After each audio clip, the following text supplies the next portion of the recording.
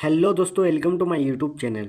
तो दोस्तों, इस वीडियो में हम लोग क्लास नाइन्थ के जो साइंस यानी कि विज्ञान है उसके कुछ very very important objective question यानी एमसीक्यू क्वेश्चंस को देखेंगे, जो कि आपके आने वाले एग्जाम के लिए बहुत ही ज़्यादा इंपॉर्टेंट यानी महत्वपूर्ण हो सकता है। इसलिए आप लोग इस चैनल को सब्सक्राइब करके वीडियो को एक लाइक जरूर कर दीजिएगा। तो अगर आप लोग क्लास नाइन्थ के स्टूडेंट हैं और अगर आप लोग 2026 में बोर्ड एग्जाम देने वाले हैं तो ये वीडियो आप लोग के लिए बहुत ही ज़्यादा इंपॉर्टेंट है।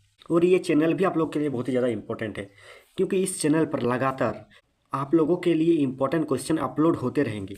और अगला कौन सा सब्जेक्ट से रिलेटेड एमसीक्यू क्वेश्चंस चाहते हैं, एक कमेंट जरूर कर दीजिए। तो बिना टाइम वेस्ट करते हुए जल्दी वीडियो को स्टार्ट करते हैं। तो इस वीडियो में हम लोग क्लास नाइन्थ के साइंस के ऑब्जेक्टिव क्वेश्चंस को देखेंगे। आप लोग के एग्जाम में और ज़्यादा दिन नहीं है, 1 महीना से भी कम समय है, इसलिए आप लोग जल्दी से जल्दी तैयारी करना शुरू कर दीजिए। तो चलिए क्वेश्चंस को देखते हैं। तो देख सकते हैं विज्ञान का यहाँ पर पहला नंबर क्वेश्चन क्या दिया गया है कि कार्य करने की क्षमता को क्या कहते हैं। तो कार्य करने की क्षमता जो कहलाती है वह कहलाती है ऊर्जा, यानी 1 का ए नंबर राइट आंसर हो जाएगा ऊर्जा। अगर यहाँ पर पूछता कि कार्य करने की दर को क्या कहते हैं, तो कार्य करने की दर को कहते हैं शक्ति, लेकिन कार्य करने की क्षमता को कहते हैं ऊर्जा। यहाँ पे 2 नंबर क्वेश्चन क्या दिया गया है कि कार्य का सूत्र क्या है। तो कार्य का जो सूत्र होता है वो होता है बल गुना विस्थापन, यानी 2 का सी नंबर राइट आंसर हो जाएगा। आगे 3 नंबर क्वेश्चन है कि बहती हवा में कौन सी ऊर्जा है। तो बहती हवा में गतिज ऊर्जा होती है, यानी 3 का बी नंबर राइट आंसर हो जाएगा। आगे 4 नंबर क्वेश्चन है कि बल एवं विस्थापन का गुणनफल कहलाता है।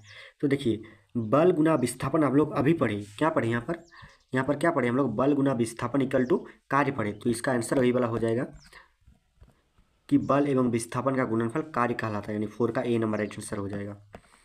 आगे 5 नंबर क्वेश्चन है कि शक्ति है।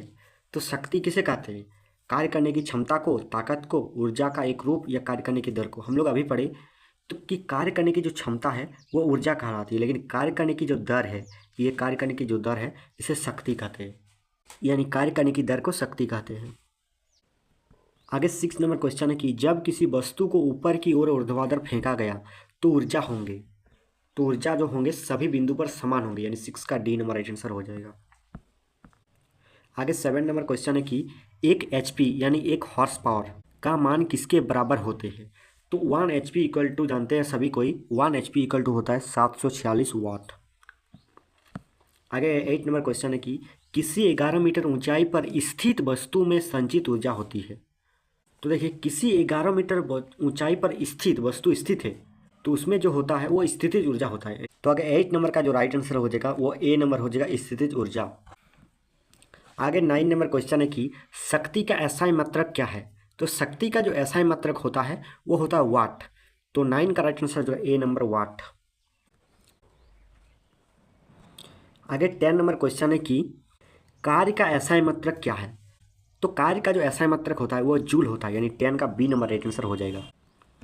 आगे 11 नंबर क्वेश्चन है कि जब m द्रव्यमान की वस्तु को h ऊंचाई तक उठाया जाता है तो उसमें संचित होने वाली स्थितिज ऊर्जा होगी। तो उसमें संचित होने वाली जो स्थितिज ऊर्जा होगी वो होगी mgh, यानी 11 का सी नंबर राइट आंसर हो जाएगा। आगे 12 नंबर क्वेश्चन है कि किसी वस्तु को ऊर्ध्वाधर ऊपर की ओर फेंकने पर ऊंचाई के साथ वृद्धि होती जाएगी। तो ऊंचाई के साथ क्या वृद्धि होती जाएगी, तो 12 का बी नंबर राइट आंसर हो जाएगा, स्थितिज ऊर्जा। आगे 30 नंबर क्वेश्चन है कि कमानीदार घड़ी में संचित ऊर्जा है। तो कमानीदार घड़ी में संचित ऊर्जा होती है वो स्थितिज ऊर्जा होती है, यानी 13 का बी नंबर राइट आंसर हो जाएगा। आगे 14 नंबर क्वेश्चन है कि स्थितिज ऊर्जा का एसआई मात्रक है। तो स्थितिज यानी ऊर्जा, तो ऊर्जा का एसआई मात्रक क्या होता है, तो ऊर्जा का जो एसआई मात्रक होता है वह जूल होता है, यानी 14 का ए नंबर राइट आंसर हो जाएगा, जूल। आगे 15 नंबर क्वेश्चन है कि निम्नलिखित में से कौन गतिज ऊर्जा को दर्शाता है। तो इनमें से जो कौन गतिज ऊर्जा को दर्शाता है, तो इनमें से डी नंबर राइट आंसर हो जाएगा हाफ mv², यानी 15 का डी नंबर राइट आंसर हो जाएगा हाफ mv², जो गतिज ऊर्जा को दर्शाता है। आगे 16 नंबर क्वेश्चन है कि यदि विस्थापन शून्य हो तो, अगर विस्थापन शून्य हो जाएगा तो क्या होगा, कार्य अधिक होगा, कार्य कम होगा, कार्य शून्य होगा या कार्य धनात्मक होगा। तो कार्य बराबर जो होता है बल गुना विस्थापन होता है। तो विस्थापन अगर शून्य होगा तो कार्य भी जो होगा वह शून्य होगा, यानी 16 का सी नंबर राइट आंसर हो जाएगा, कार्य शून्य होगा। आगे 17 नंबर क्वेश्चन है कि निम्नलिखित में से कार्य के संबंध में कौन सही है। तो कार्य के संबंध में कौन सही है? तो 17 का राइट आंसर हो जाएगा सी नंबर, W=Fs cos थीटा। आगे 80 नंबर क्वेश्चन है कि यदि बल की दिशा विस्थापन की दिशा के लंबवत यानी 90 डिग्री हो तो कार्य होंगे। तो हम लोग अभी देखिए क्या पढ़े, W=Fs cos थीटा, ये हम लोग पढ़े।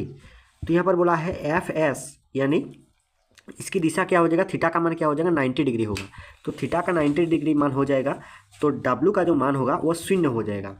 देखिए Fs cos थीटा, तो cos 90 डिग्री का मान शून्य होता है, इसलिए W का मान भी शून्य हो जाएगा, यानी 18 का सी नंबर राइट आंसर हो जाएगा।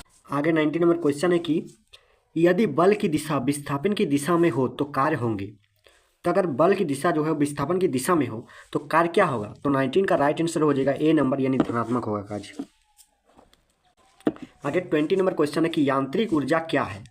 तो यांत्रिक जो ऊर्जा है वो गतिज ऊर्जा प्लस स्थितिज ऊर्जा, यानी गतिज ऊर्जा और स्थितिज ऊर्जा के योग को जो है यांत्रिक ऊर्जा कहते हैं, यानी 20 का राइट आंसर हो जाएगा सी नंबर। आगे 21 नंबर क्वेश्चन है कि एक निश्चित ऊंचाई पर उड़ने वाले पक्षी में कौन सी ऊर्जा होती है? एक निश्चित ऊंचाई पर उड़ने वाली पक्षी में जो है वो होता है गतिज ऊर्जा भी होता है और स्थितिज ऊर्जा भी होती है, यानी 21 का सी नंबर राइट आंसर हो जाएगा, ए और बी दोनों।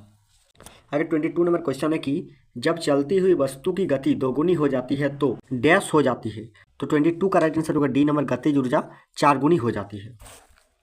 आगे 23 नंबर क्वेश्चन है कि निम्न में से किसमें स्थितिज ऊर्जा विद्यमान नहीं है? इनमें से किसमें बताना है कि स्थितिज ऊर्जा जो है वो विद्यमान नहीं है?